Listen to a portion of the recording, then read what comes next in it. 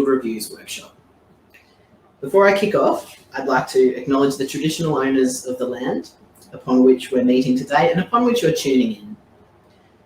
I'd like to acknowledge and pay my respect to all the elders past, present and emerging, and welcome anyone who is of a First Nations background to the room, to our digital room. So I'm Casey and I'm the NDIS Support Services Officer here at Down Syndrome Queensland. This is a pretty new role. So you're very welcome to get in touch with Down Syndrome Queensland if you've got any questions or need some support around your NDIS package. We can provide free advice and support helping you navigate the complex system that is the NDIS. Now, before we go any further, I'm going to turn my camera off so that I can concentrate on delivering this information in the best way possible rather than being distracted looking at the camera. But I welcome you to pop anything in the chat box if you'd like to mention if something's not working, if you're having any technical difficulties. I'd ask that you hold any questions till the end of the session and I'll answer them at the end. That'll just allow to protect your privacy as we can record what we're delivering right now and cut it short at the end so your questions aren't recorded for future audiences to tune into. Thank you.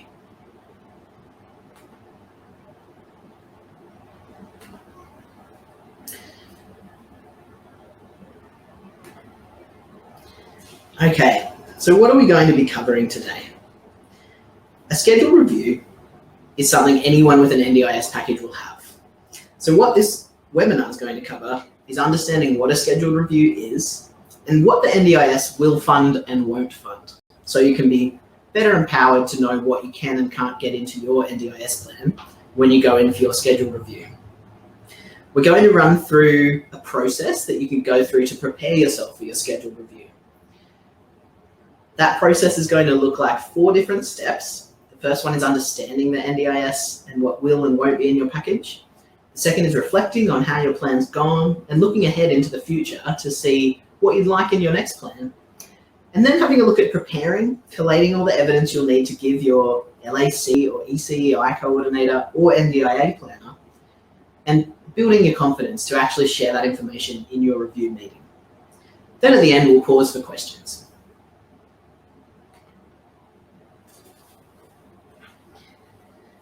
So usually, now's when I check in and see who have we got in the room, because everyone with an NDIS package is already an expert in advocating for themselves. You've probably spent your entire life having to explain your needs to others so that they can be better met. I'd like to acknowledge that you're the expert, not me, in your own lived experience, but what I can offer is a bit more information for you to use so that you're better equipped to navigate the system of the NDIS. In terms of access needs, we've tried to put this presentation together in a way that should visually be fairly accessible to people. However, if you've got any particular access needs that you find aren't being met through this presentation, please do get in touch with Down Syndrome Queensland so we can make sure that we're getting it right for future presentations.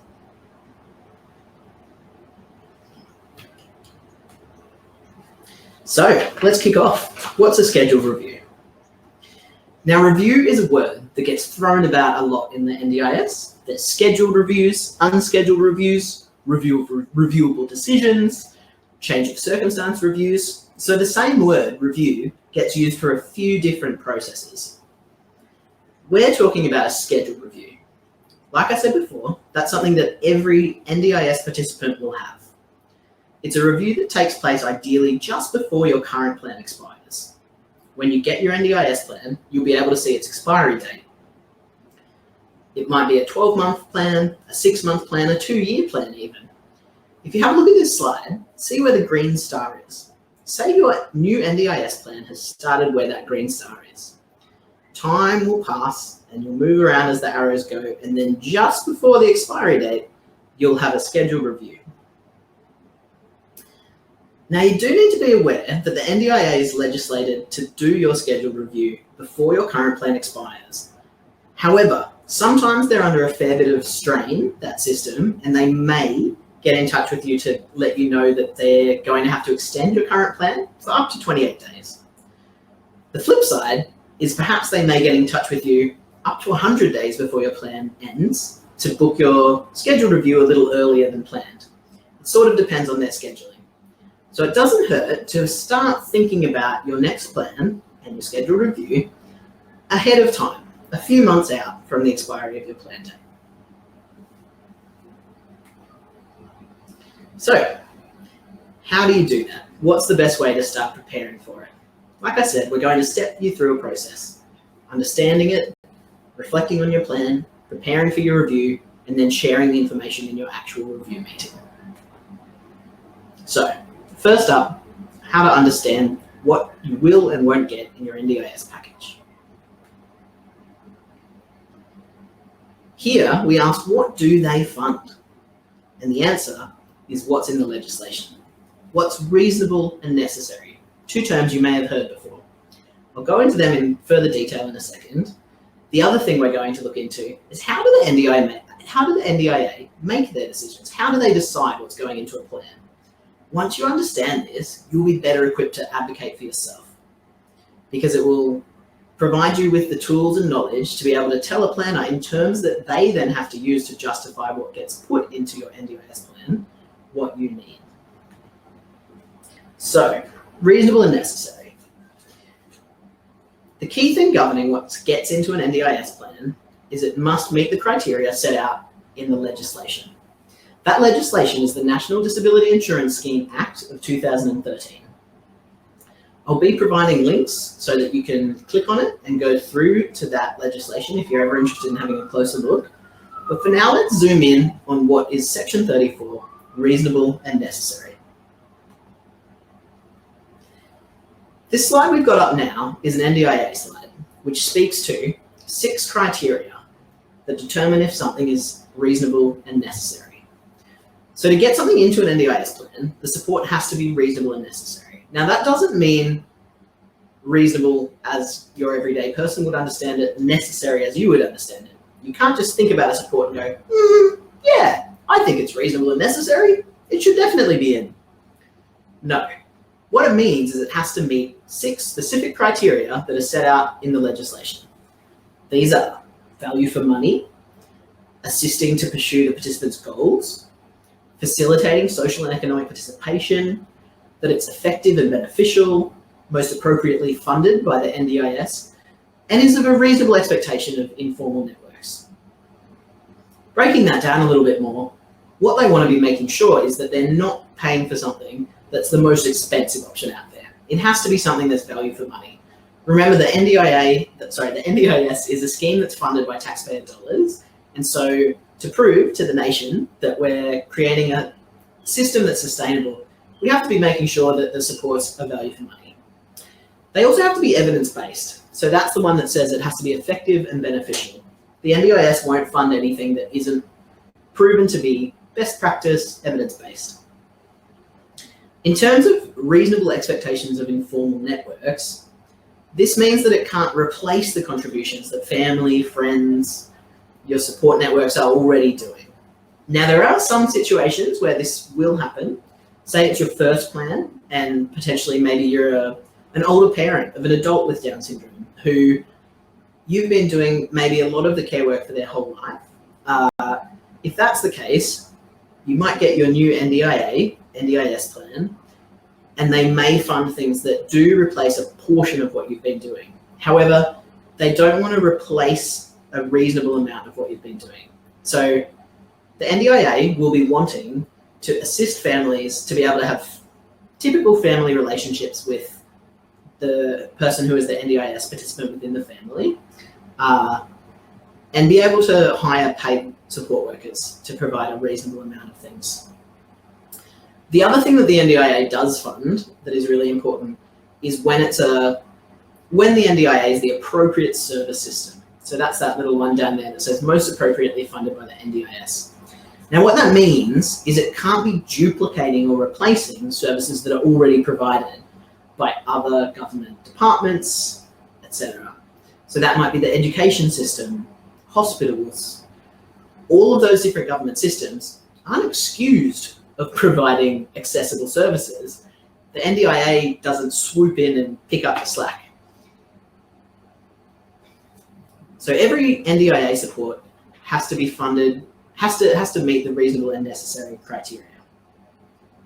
Now, this next slide that we're going to look at is kind of a checklist that you can go through. So if you're preparing for your review and you've thought up what you'd like to be funded, you can go through it and check off these questions. And if you answer them all as yes, then you'll know that the support you're wanting in your plan does meet the criteria set out in the legislation, that it's a reasonable and necessary support. Now, I've just put a little circle around number 3, because that one is actually not a reasonable and necessary thing. That is just a question that's going to help someone know, is this a support that I can actually afford using the amount I've been funded in my plan?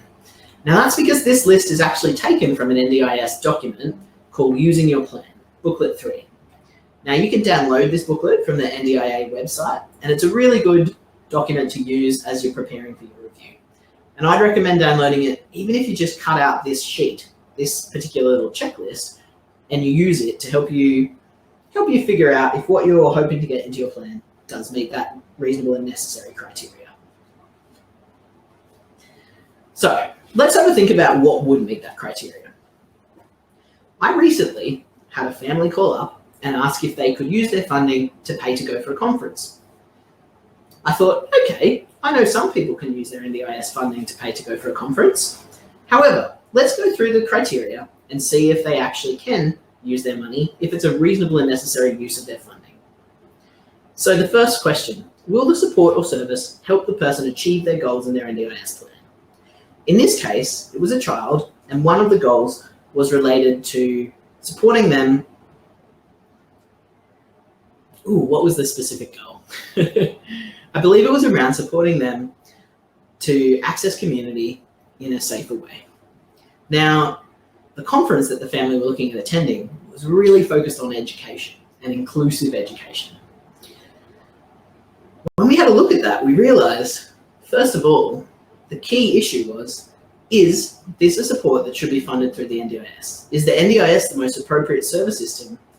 Because that conference was focusing on education. Now, in an ideal world, the education system should be accessible. And NDIS, when looking at that, immediately would go, we shouldn't pay for something that is an issue in another service system. We'll pay for if it's supporting you out in community, but during school hours, it's the school's responsibility. So immediately, working through that checklist, you can have a think about that it's probably not the best service system for delivering that. I also had a family call up recently and ask if their NDIS fund could pay for a jungle gym that would go in their backyard. So let's have a work through that example. First of all, will the support, so paying for a jungle gym to go in the backyard, help you achieve the goals in your NDIS plan? For this child, yes, it would have helped, because one of their goals was around developing their gross motor skills. Now, using the jungle gym would help them move around and climb and build muscle tone. So in some ways it would contribute toward the goal. So tick, you can say yes. Then the next one, is the cost or the support reasonably priced, and is it best value for money? Now that would be up to the family to have a little look around, see what different types of equipment that you can go in your backyard, and is this one relatively good value for money? So that's something that they could have a look at and make sure that it was going to tick that box.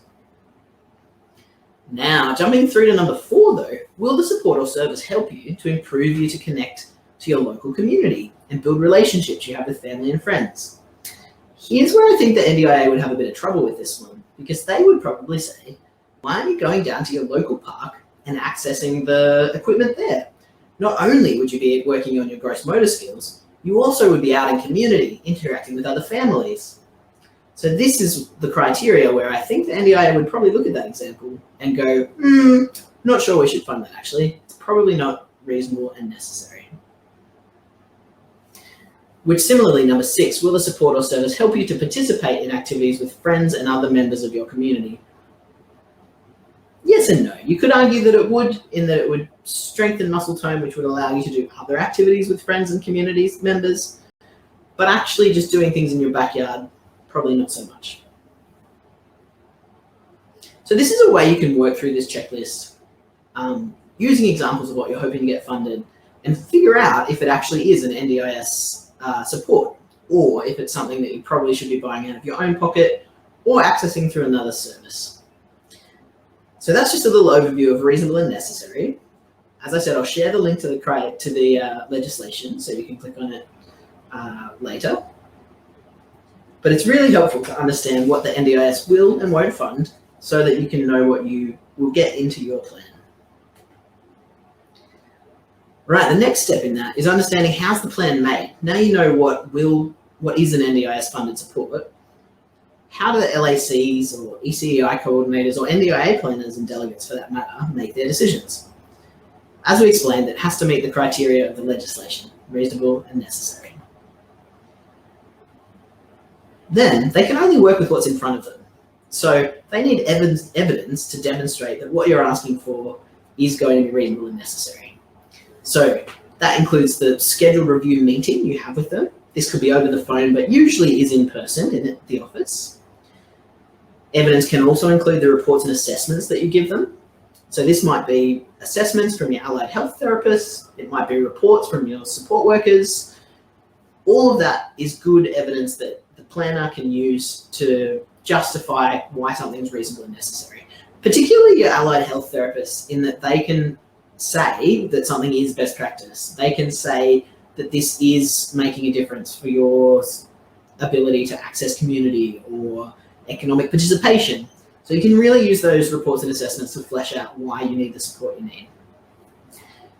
And they can also use what they already have on file. So if you've submitted documents when you're applying for access to the scheme, planners can go back to those as well, so long as they're still relevant and up to date. All right, so now you understand a little bit more about what constitutes an NDIS funded support. Let's move through the process a little more and have a think about your plan that you've just or are coming up to finishing. In this section, we want to look back on the plan you've just had and look ahead and think about what you're going to need into the future.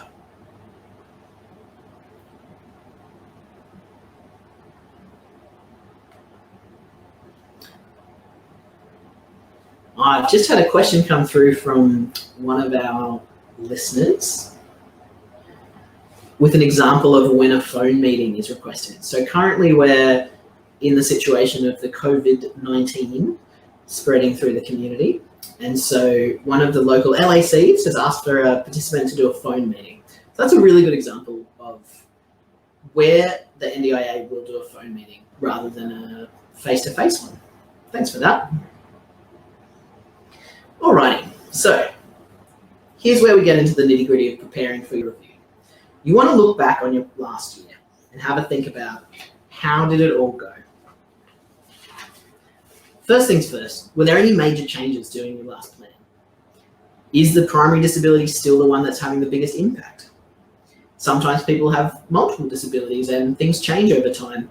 So it's worth making sure that the NDIA are aware of whether or not what you met access with is still your primary disability. Obviously, this is more for those people over the age of 7. For those who are younger, under the age of 7, will be in the ECEI program, and that's more likely to be a bit more continuity. Have there been any other major changes? Have you moved house? Are there any big changes to your informed repair networks that might impact on the amount of support you need? Maybe one of your key carers has moved interstate, or something's happened and you're going to need more support because of that. Other things that can affect how much support you get is also your context. So have a think about your family context.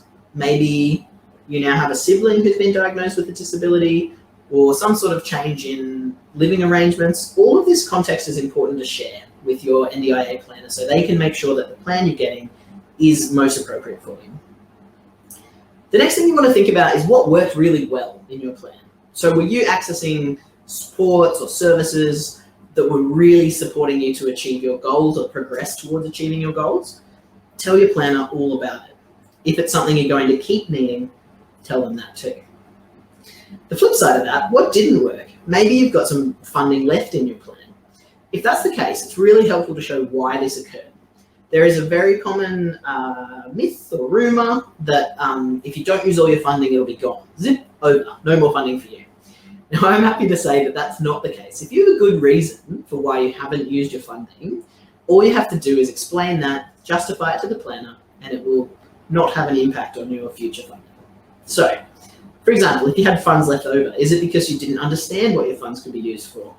Maybe if you didn't have adequate support from an LAC, maybe that's a bad example because some people aren't always super happy with their support from their LACs, but maybe you didn't have the support you needed to implement your plan. That's an important thing to tell a planner. Maybe it was your first plan and you were a little unsure. Or you may have faced losing support workers who were unable to source your allied health professionals because there was a big backlog because so many people have NDIS plans now. Maybe you had to go through an extended hospital admission. If that was the case, of course you wouldn't be using your NDIS plan during that time, as the hospital would be providing for your needs.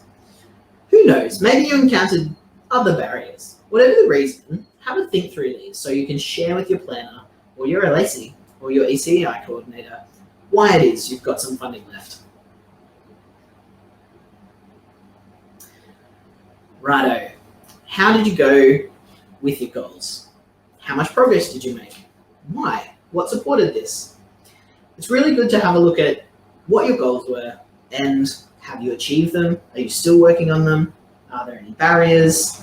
Maybe your funding's helped you to work towards this goal. Maybe while you were working towards your goals, you thought of a new area of development that you'd like to pursue.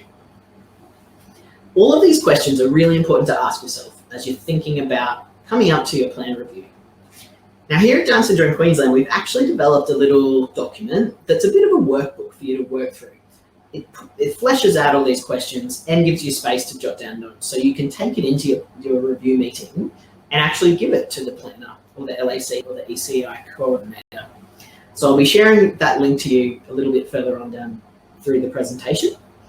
So don't feel like you have to write down everything as you go. It's all good. All right, so you've had to reflect on what worked well. Now have a think about looking ahead.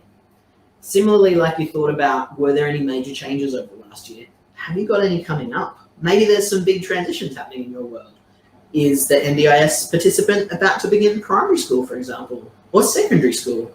Or maybe they're leaving school. Do you need to start developing skills for work? Have you moved into a part of your life where you're ready to engage in work, or you're wanting to work towards being at that point? Maybe you're at a point in your life where you want to build your skills around developing positive relationships, or traveling, or living independently. If you've got any big life changes or transitions coming up, it can help to mull on these and think about what kind of support you need to get you working towards them. It's also worth having a think about how long you want your next NDIS plan to go. If you're in a situation where things are changing rapidly, whether that's because a particular health condition is deteriorating rapidly and that's impacting on your ability to do things and the functional impact of your disability, or maybe if you've got some big life changes coming up, where you're moving interstate or something, all of these things could impact the length of your plan. So it's worth having a think about that and sharing that with your planner as well. And again, goals. Have a think about if there's anything new that you want to work towards in this plan. Often the goals in NDIS plans are quite broad, and that's on purpose so that they can capture a wide range of supports to be funded underneath it. If you come back to that reasonable and necessary criteria, one of them is that it has to help the participant to work towards or meet their goals. So usually the goals are pretty broad. Have a think about if there's any particular things you would like included in your goals, whether that's a single goal or a few things that could go under the umbrella of one goal. Your planner or LAC should be able to help you actually word the goals themselves, or sometimes they even write them for you. But have a think about what you're hoping for and what you might like. All right, looking ahead, you also want to have a think about how are you going to manage your plan. So how are you currently managing your plan? Are you paying the bills? Is it NDIA managed, plan managed? You can choose which option you want, so long as there's not too much risk to the agency. So the NDIA will make an assessment around which options you get to choose from, but most people will be able to choose from those three options. And not only choose from those three options, but choose if they want different parts of their plans managed differently. So potentially, if you've been NDIA managed, which means all of it is going through the actual National Disability Insurance Agency, That would mean you've only been able to access registered providers. Now, you might want to see a psychologist who's not an NDIA registered provider. So you could probably say to your planner or LAC, I'm interested in being either plan managed or self-managed, or at least a portion of my plan, in this case capacity building, because psychology goes under allied health therapists, which fits within capacity building. And that way you'd be able to access an unregistered provider. It's also relevant, you might want to choose to self-manage some of your core funding, for example, perhaps your consumables, because that means you can buy them off the shelf and you can think about what's the best value for money. Regardless, have a think about how you were managing your plan and whether you'd like to work towards one of the options that allows more independence. In this case, probably the one with the most independence is being self-managed. However, it also requires the most responsibility, as you basically have to run your NDIS plan like a small business. You have to keep track of what you're spending, have the invoices, have your own bank account, manage the portal. I'm sure if you know someone who's self-managing or you're doing it yourself, you do know that it can be a little bit of work. But to get you there, you might try plan manage for a while, which is a bit like having the NDIA pay for an accountant to help you pay those invoices. Either way, have a think about how you've been managing your plan and what you'd like to do into the future of this coming plan. That way, when you're in the meeting and the planner is asking you, oh, how do you want to manage your plan? Do you want to keep managing it as plan managed for 90% and NDIA managed for 10%? You can say, actually, I've been thinking about this and I want to insert here whatever you want. And finally, another thing to think about is support coordination. Now, under certain circumstances, so not all, some participants are eligible for something called support coordination. Reasons that NDIS might fund support coordination include there being multiple children with a disability in one family, the main caregiver having a disability or aging, if there's no or little informal support network, or maybe if there's some big transitions happening. For example, potentially someone's looking at independent housing for the first time and need additional support to identify what the best one is and come up with those really big NDIA applications. So if you are eligible for support coordination, your planner will let you know and you can hopefully get it into your plan. But thinking about it ahead helps you justify why you might need it. And just FYI, we do actually have a support coordinator working here at Down Syndrome Queensland now. So if you do end up with support coordination in your plan and you're interested in having someone here support you, get in touch with Down Syndrome Queensland and Carolyn will be able to help you. Alrighty, so now you've had to reflect on how your plan went and what you're hoping for. The next step in the process for preparing for your scheduled review is collating the evidence, getting together all of the information that you're going to want to share with your planner. You want to think about what you're hoping for, think about how it's reasonable and necessary so you can justify it, and also have to think about what the impact or risk is if it's not funded. I call this using your NDIS goggles. You've got those NDIS goggles once you understand what is an NDIS appropriately funded support and what's reasonable and necessary. So you can then look through that lens and see if what you're asking for is likely to get into your new plan. Now, as I said before, we've developed up a little workbook called the NDIS Schedule Review Checklist. This is a little booklet that can just help you work through the reflection process I've just discussed and also write down who you need to get those reports and assessments from and when you're going to get them, and even just figure out a bit of a timeline as to what you do to prepare when. One of the key things is providing reports and assessments for the planner. That's really important. In this timeline that I've got up on the screen now, it sort of gives you a bit of a process to follow so you can make sure you have those reports and assessments in time for your meeting. So this suggested timeline you'll find in the little NDIS scheduled review checklist that we've got here at Down Syndrome Queensland to share with you.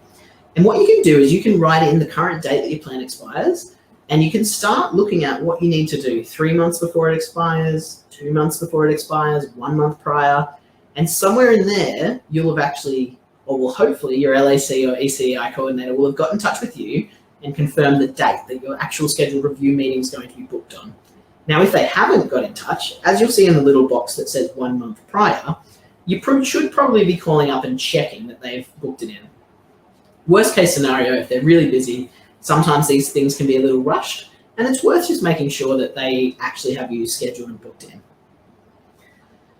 In terms of timelines, I was just talking a little bit about the reports and assessments, because those are really good evidence that you can take in to justify what you're going to need in your coming NDIS plan. Now, you can ask what I'd recommend is flagging with your professionals about 3 months out from the expiry of your plan that you're going to need some reports and assessments documenting how the way they've been supporting you has helped you work towards your current goals in your plan. Now, it's good to flag with them this, because that means they'll have time to start drafting that up, and you'll have time to provide feedback before you get the final copy, which is really important because you can use these reports and assessments not only to justify what you're hoping to get into the next plan. Often these therapists and support workers and professionals are happy to take on board your information and thoughts, but you can also get their information and it can help you think about what you might want in your next plan. So it might be that one of your professionals, say you've got a little one of your allied health professionals might actually have some ideas around what could be good goals for the next year, or particular types of activities or therapies that the child could be giving a go. So it can sort of work both ways. You can use the reports and assessments to feed into what you're asking your planner for in your next NDIS plan, and also to justify what you're hoping to get into your next NDIS plan. So yeah, have a look at the workbook that we put together, the Down Syndrome Queensland NDIS schedule review checklist, and it'll give you this timeline, and you can actually use it to think about what you're going to do when.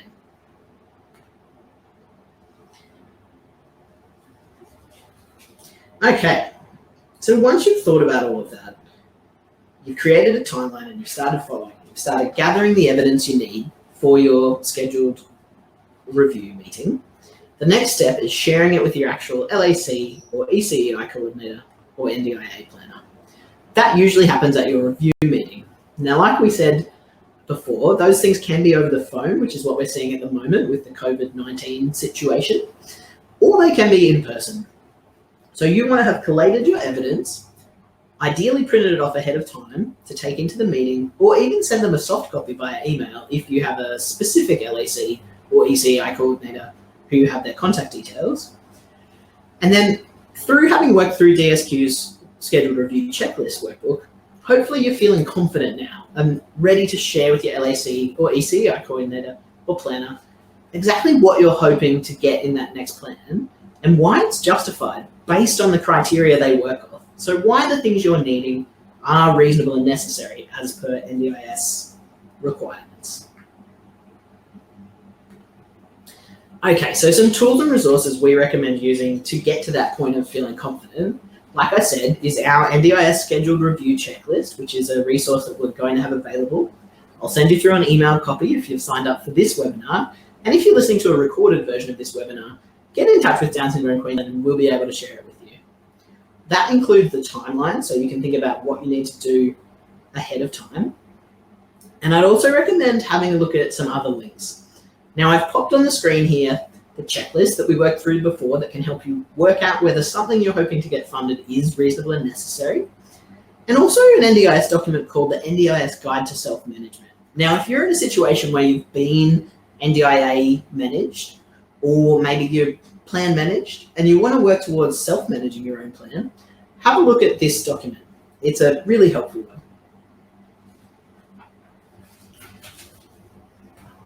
Now, the NDIS schedule review checklist that I'm talking about, I've just got a couple of slides here that show a little bit about what's in there. So like I said, it gives a bit of an overview of what is a scheduled review and how to use this booklet. It provides the timeline, so you can use it to give yourself a to-do list, which can just help you keep on top of those couple of months in the lead up to your scheduled review. It's got little workbook areas like this where you can jot down who you've asked for a report and assessment, when they're planning to get back to you. Just a good little helpful tool to use to keep on top of the preparation. And it also provides pretty much a guide to working through all the questions I've shared with you today. So it won't share the information about understanding what gets funded. That information is quite easy to find on the NDIA website, or just give us a call and we can literally talk through whether or not we think the supports you're hoping to have funded are reasonable and necessary. But it will also provide prompts for you to work through the reflecting on how your plan has gone, looking ahead over the next year so you can consider what you're hoping to get into your new plan. It's really a good little workbook to work through. Alrighty, so that comes to the end of my overview of how to prepare for your plan, looking at understanding it, reflecting on how your plan's gone and what you're hoping for, preparing, so that's the collating all the evidence situation, and then sharing it in your actual meeting. Now I'm probably going to move on to some questions, but just before I do, because we'll probably cut the recording off at this point for future people signing in and having listened to it, I just want to let you know that you can absolutely book a meeting with myself, or a phone meeting, or even a meeting over the internet if we can get the technology happening. If you'd like any additional individualized support around preparing for your scheduled review, like I said at the start, I'm the NDIS Support Services Officer, which means DSQ's got someone here available to actually hash out with you your questions about your NDIS plan. I'd also recommend running any questions you have by your peers. So the Facebook groups that DSQ has are a really good place to, if you've thought of some great hacks for how to use your NDIS plan, or you've got some questions, bounce it off your peers for sure. And then obviously your other port of call that should always be available is your actual LAC or ECEI coordinator, who should be able to answer more in-depth questions. However, I know that sometimes it's a little hard to get onto them, so don't hesitate to give us a bell to see if we can help you out. Okie dokie. Thanks for signing in, anyone who's signed in to listen to this as a recorded version. And now I'm going to move on to questions for our live version.